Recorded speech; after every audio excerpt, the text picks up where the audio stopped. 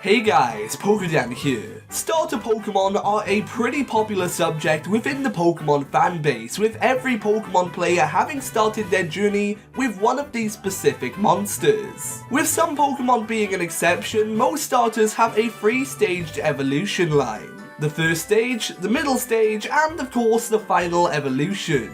In this video, you join me in ranking the middle stage evolutions for all starter Pokemon. I wanted to make this video because most people see middle staged evolutions as quite awkward, and whilst for some I certainly agree, overall I personally don't see it like this. However, with that being said, I think that most of these Pokemon are pretty cool, so I wanted to rank them. Of course, going into this video, do remember that this is only my opinion and chances are it will be different to yours. So be sure to leave your thoughts down in the comments section. Oh, and I have chosen not to include Pikachu and instead focus on the main Pokemon from the trios in this video, but I do love the Chew still. But with all that being said, let's get started with the video.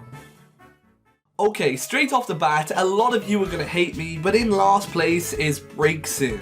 And I'll be brutally honest, this Pokemon just makes me feel uncomfortable. It's not because of the actual Pokemon itself, but how it's perceived by some of the fans. And because of this, the reputation of Braixen has been ruined for me. I really like Fennekin, so I want to like Braixen, I really do, but I just can't. I'm sorry to all the fans who are frantically typing right now, but that's how it is. Up next we have Brionne. Personally, I think that the Alola starters are some of the strongest out there in terms of design, but that certainly doesn't go for Brionne. This thing just looks not that great to me. I know I said that I don't think all middle staged evolutions look awkward, but Brionne is one of them that I think does. It's not quite a Primarina yet, and it just looks like an off-brand Poplio. Servine. So, we're starting to get to the starters that I don't hate, and the reason Servine is so low on this list is once again because of its strange design. This Pokemon to me looks like a slightly buffed Snivy, but something about it is off-putting. In all fairness, the other Pokemon in this evolution line are superb. But I guess Servine isn't for me, and that's why I don't always want to choose Snivy as my starter in the Unova games. Up next, we have Prinplup. Now this Pokemon is usually the poster child for middle evolutions that look awkward, but I don't think I see the same thing as everyone else when I'm looking at Prinplup. This Pokemon to me has a solid design, and I remember seeing it in the anime under the ownership of Kenny and really liking Prinplup.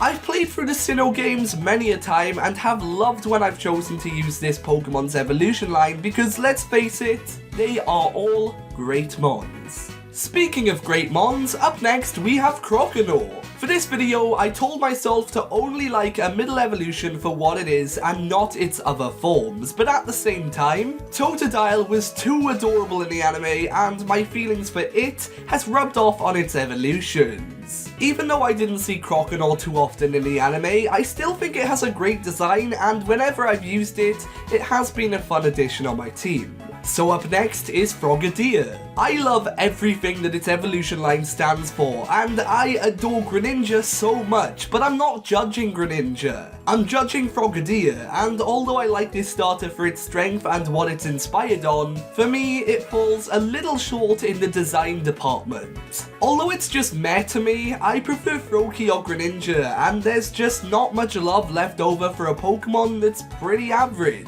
But hey, I do still like Frogadier overall, just not as much as everyone else seems to. Next, we have Grottle. Another starter from the Sinnoh region. I really liked whenever this Pokemon appeared in the anime. Ash's Grottle was a decent addition on his team, but I preferred it as a Turtwig, but hey ho, it evolved and there's nothing I can do about that. Even still, Grottle seemed to be on Ash's team for a decent amount of time, and in that time, I did take a shine to it. Out of all of the Sinnoh starters, I've probably used Grottle the least, but I have enjoyed it whenever I've used it. Up next is another grass starter, this time being Quilladin. I like how this Pokemon always seems to be happy, and that's mostly because of its artwork. Fun fact, but when I was younger, I wrote a fan-made episode for Pokemon X and Y where Clement's Chespin evolved. And even though this never debuted on the big screen, I think my version of Clemens Quilladin would have been great. I guess the writers on the anime were really sleeping on the talent that was 13-year-old me and my fantastic fanfiction. Although I wasn't so nice talking about Brion, one Alola middle stage starter that I do like is Torracat. Let it be said that I think this entire evolution line is golden. And Torracat adds to this. This Pokemon not only looks cool, but it's also great in the anime as well. Just like Marshtomp. Yes, I mostly like Marshtomp because of Brox from the Hoenn anime. This Pokemon always seemed to be around to help, and I just remember really enjoying its presence in the anime when I was a lot younger. I've used it at times in the games too, and again, I liked it being an addition on my team. Up next is Ivysaur. Being in the first starter trio, it was important for this Pokemon to stand out, and to me, it did.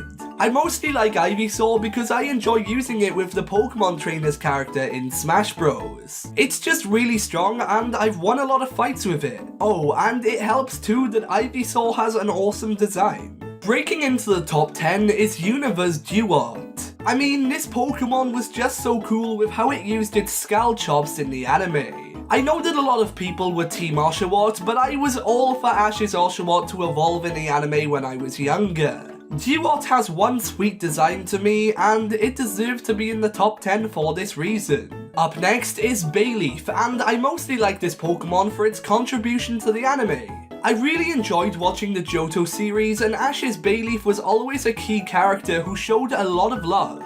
As well as this, it was pretty strong, and although it never evolved, it left a lasting impression on me. Another Johto starter that I adore is Quilava. Even though I liked it in the anime, I do wish that Ash's evolved a lot sooner than in the Sinnoh anime, but hey, Dawn's was pretty cool too. Whenever I play through the Johto region, this evolution line is usually my go-to starter. So I've had a lot of experience with Quilava, so you can't blame a guy for loving a Pokemon so much. From one fire starter to another, up next it is Charmeleon. Although I gotta say I adore Charizard and always can't wait for my Charmeleon to evolve into it, I still enjoy the time I have with this Pokemon. Recently I caved and I decided to buy Let's Go Pikachu, and currently I have a Charmeleon on my team.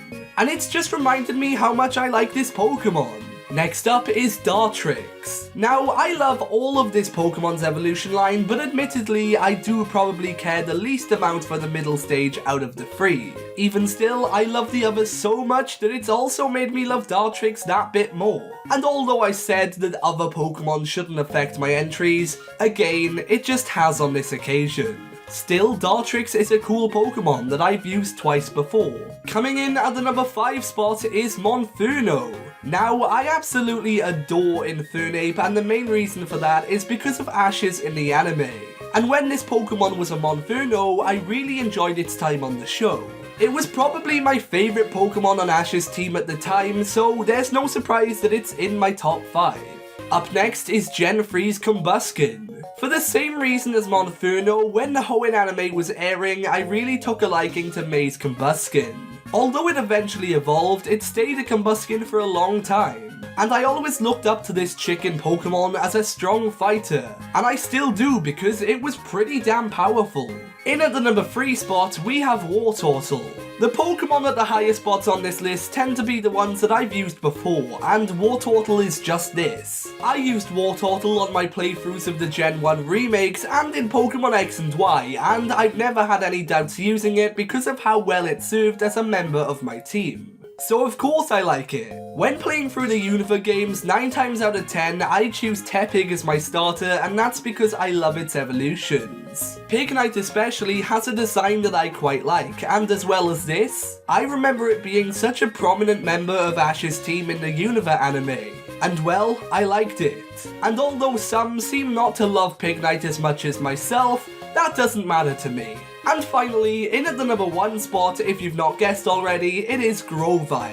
I've said it before, and I'll say it again, I absolutely loved Grovyle in the anime when I was younger. And it was because of Grovyle that I begged my mum to get me a Pokemon game. So in many ways, Grovyle is why I love Pokemon. Anyway, it was just such a badass in the anime, and it was really strong, and using it as a starter on my Hoenn teams, it always made me love this Pokemon even more. But anyway guys, with all that being said, that pretty much wraps things up for this video. I hope you guys enjoyed, and if you did, be sure to leave a like and subscribe for more. Also be sure to let me know what middle stage starters are your favourites down in the comments section. But with all that being said, for now, I've been PokéDan, you've been amazing, and I'll see you guys next time.